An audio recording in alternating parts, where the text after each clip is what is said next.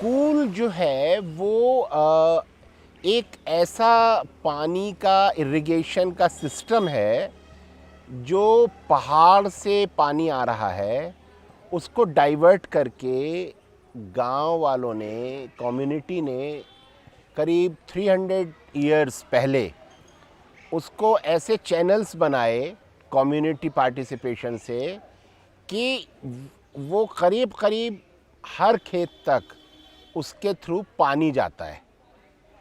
तो गर्मियों में और माने ख़रीफ़ की फ़सल और रबी की फ़सल दोनों में उस पानी को गांव वाले यूज़ कर सकते हैं। वो पानी फ्री है, पूरी सिस्टम कम्युनिटी ओन्ड और कम्युनिटी मैनेज्ड है और उसमें डिस्क्रिमिनेशन कोई नहीं है। सभी कास्ट के लोगों का इक्वल राइट है और सभी क्लास के लोग, चाहे वो गरीब हों चाहे वो अमीर हों, उनको भी इक्वल राइट है पानी लेने का। तो ये एक बहुत ही डेमोक्रेटिक कम्युनिटी ओन्ड सिस्टम है।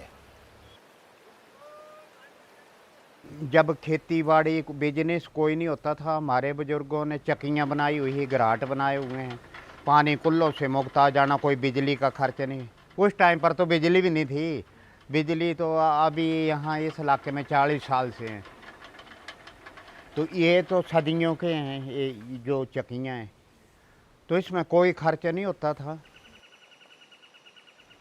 अभी तो जैसे पहले बताया, पहले तो राजे महाराजे ड्यूटी लगा देते थे। अभी इसके लिए जो है कोली डिटेल किए होते हैं। जैसे हमारी ये कुल है, इनके लिए 3 कोली डिटेल है, उनको खबर देना पड़ती। वो जो अपने जिम्मेदार को खबर देंगे भी, जैसे आज बता दीजिए कि कल 17 तारीख को कुल के लिए थोड़ा काम करने के लिए चलना है।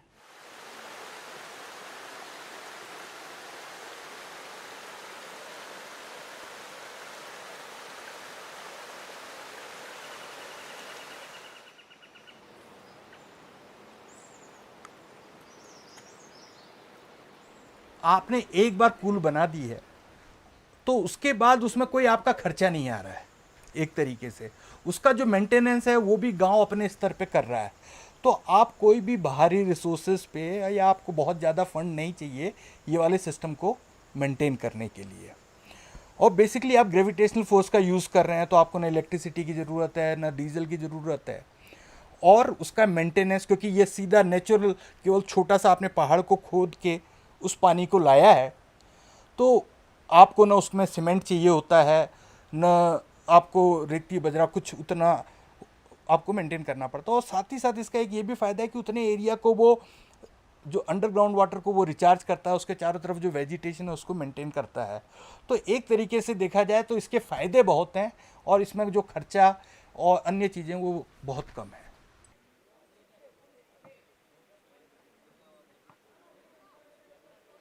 पानी का जो नेचर है, उसके जो साइंस है और ग्रेविटी का जो एक समझ है, वो यहाँ के हर गांव वाले को है। उसे पता है कि मुझे नाली का लेवल कितना रखना है, पानी किस तरफ को ले जाना है, कितना चाहिए, तो वो वैसी नाली खोदते हैं। और ऐसा नहीं है कि ये चैनल्स कोई फिक्स परमानेंट हैं और इनके बाहर कहीं पानी नहीं जा सकता। लोग नया कोई खेत बनाते हैं, क्यारी बनाते हैं, वहाँ तक अपने लिए एक नाली खोद लेते हैं और फिर कूल से पानी को डाइवर्ट कर लेते हैं। तो वो एक तरीक़ा रहा है। अलबत्ता एक चीज़ अभी रिसेंटली हुई है जो थोड़ी सी प्रॉब्लमेटिक लगती है। पहले तो कूल बनते थे मिट्टी को खोदकर, पत्थर की पिचिंग करके, और उसको आप कहीं से भी खोलकर पानी को डाइवर्ट कर सकते थे। लेकिन पिछले कुछ सालों में गवर्नमेंट ने इन कूलों को कंक्रीटाइज करना शुरू किया है। कंक्रीट की लाइनिंग और कंक्रीट की नालियां बना दी हैं। अब उसमें से आप पानी को ले नहीं सकते। वो तो जहां फिक्स आउटलेट दिए हैं उन्होंने, डाइवर्जन्स दिए हैं, सिर्फ वहीं से पानी बाहर निकल सकता है। अदरवाइज़ आप अगर तोड़ेंगे तो वो परमानेंटली टूट जाएगा, उसको फिर आप बंद नहीं कर सकते।